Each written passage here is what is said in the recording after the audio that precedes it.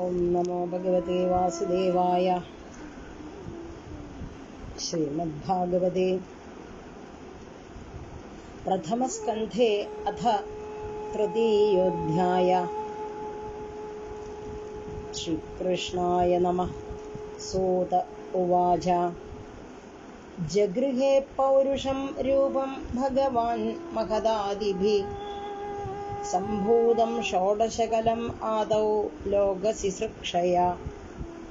यस्याम्भसि शयानस्य योगनिद्रां वितन्वत नाभिहृदाम्बुजादासीत् ब्रह्मा विश्वसृजां पदि।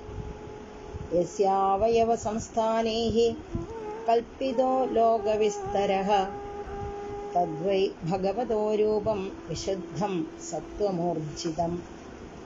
पश्यन्त्यतो रूपमदभ्रचक्षुषा सहस्रपादोरुभुजाननाद्भुतं सहस्रमूर्धश्रवणाक्षिनासिकं सहस्रमौल्यम्बरकुण्डलोल्लसत्। एतन्नानावताराणां निधानं बीजमव्ययं यस्यां शंशेन सृज्यन्ते देवतिर्यं नरादया। स एव प्रथमं देवः कौमारं सर्गमास्थितः चचार दुश्चरं ब्रह्मा ब्रह्मचर्यमखण्डितं। द्वितीयं तु भवायास्य रसातलगदां महिम् उद्धरिष्यन्नुपादत्त यज्ञेशः सौकरं वपुः। तृतीयं ऋषिसर्गं च देवर्षित्वमुपेत्य स तन्द्रं सत्त्वतमाचष्ट नैष्कर्म्यं कर्मणां यतः। तुर्ये धर्मकलासर्गे नरनारायणौ ऋषि भूत्वात्मोपशमोपेदमकरोद्दुश्चरं तपः। पञ्चमः कपिलो नाम सिद्धेशः कालविप्लुतम् प्रोवाचासुरये सांख्यं तत्त्वग्रामविनिर्णयम्। षष्ठमत्रेरपत्यत्वं वृतः प्राप्तो अनसूयया आन्यक्षिकीमणर्काय प्रह्लादादिभ्यः पूजिवान्।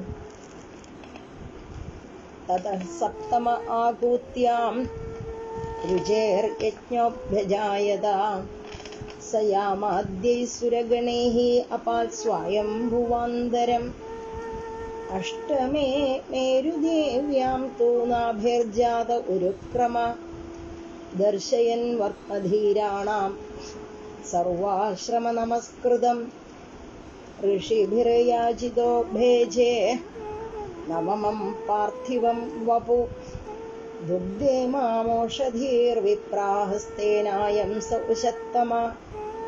रूपं स जगृहे मात्स्यं चक्षुषोषधि चाक्षुषोधधि संप्लवे नाव्यारोप्य महीमय्यामपाल्वैवस्वतं मनुं सुरासुराणामुदधिं मध्नतां मन्धराचलम्।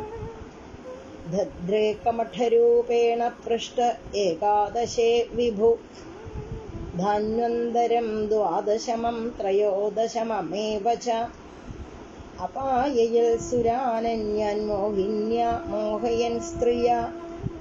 चतुर्दशं नारसिंहं बिभ्रदित्येन्द्रमूर्जितं दधार करचैर्वक्षस्यैरगां कडकृद्यथा। पञ्चदशं वामनकं कृत्वागाधध्वरं बलेः पदत्रयं याजमानप्रत्यादित्स्वस्त्रिविष्टपम्। अवतारे षोडशमे पश्यन् ब्रह्मद्रुहो नृपान् त्रिसप्तकृत्वकुपितो निक्षत्रामकरुन्महिम्। ततः सप्तदशे जातः सत्यवत्यां पराशराद चक्रे वेदतरो शाखा दृष्ट्वा पुंस्वल्पमेधसा नरदेवत्वमापन्नसुरकार्यचिकीर्षया समुद्रनिग्रहादीनि चक्रे वीर्याण्यतः परः। एकोनविंशे विंशतिमे वृष्णिषु प्राप्य जन्मनि रामकृष्णौ इति भुवो भगवानहरद्भरम् ततः कलौ सम्प्रवृत्ते सम्मोहाय सुरद्विषाम् बुद्धो नाम्ना जनसुदक्किकडेषु भविष्यति अथासौ युगसन्ध्यायां दस्युप्रायेषु राजसु जनिता विष्णुयशसो नाम्ना कल्किर्जगत्पदी अवताराह्यसङ्ख्येया हरे सत्त्वनिधेर्द्विजाः यदा विदासिनः कुल्याः सरसस्युः सहस्रशः ऋषयो मनवो देवा मनुपुत्रा महौजसा कलाः सर्वे हरेरेव सप्रजापतयस्तथा एते च अंशकलाः पुंस कृष्णस्तु भगवान् स्वयम् इन्द्रारिव्याकुलं लोकं मृडयन्ति युगे युगे जन्मगुह्यं भगवतो य एतल्प्रयतो नरा सायं प्रातर्गृणन् भक्त्या दुःखग्रामाद्विमुच्यते एतद्रूपं भगवतो ह्यरूपस्य चिदात्मना मायागुणैर्विरचितं महदादिभिरात्मनि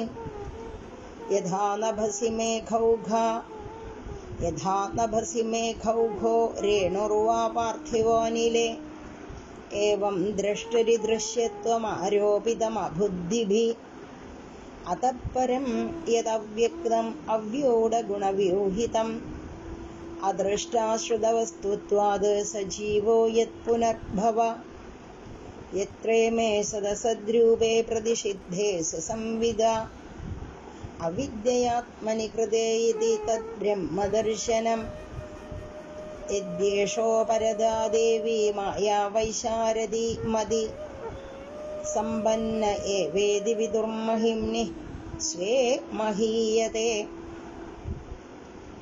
एवं जन्मानि कर्माणि ह्यकर्तुरचनस्य च वर्णयन्ति स्म कवयो वेदगुह्यानि हृत्पतेः स वा इदं विश्वममोघलीला सृजत्यवत्यत्ति न सज्जतेऽस्मिन् भूतेषु चान्तर्हित आत्मतन्त्र षड्वर्गिकं जिघ्रति षड्गुणेश न चास्य कश्चिन्निपुणेन धातु अवैधि जन्तुपुमनीष ऊतीः नामानि रूपाणि मनो वचोभिः सन्दन्नतो नटचर्यामि वाज्ञः स वेदधातुः पदवीं परस्य दुरन्तवीर्यस्य रथाङ्गपाणेः यो मायया सन्ततयानुवृत्य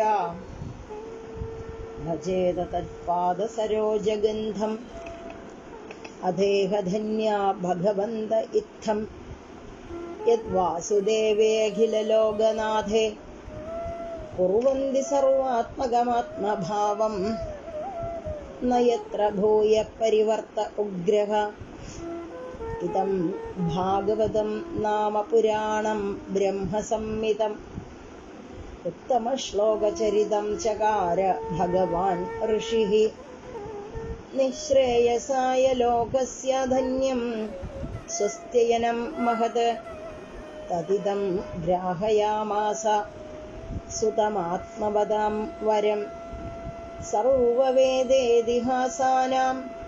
सारं समुद्धृतं सदु संश्रावयामास महाराजं परीक्षितं प्रायोपविष्टं गङ्गायां परीदम्बरमर्षिभिः कृष्णे स्वधामोपगते धर्मज्ञानादिभिः सह कलौ नष्टदृशामेष पुराणार्कोऽधुनोदित तत्र कीर्तयतो विप्रऋषेर्भूरि तेजसा अहं जध्यगमं तत्र निविष्टस्तदनुग्रहात् सोऽहम् अश्रावयिष्यामि यथातीतं यथा मदि श्रीकृष्णार्पणमस्तु इति श्रीमद्भागवते महापुराणे पारमहंस्यां संहितायां प्रथमस्कन्धे नैमिषीयोपाख्याने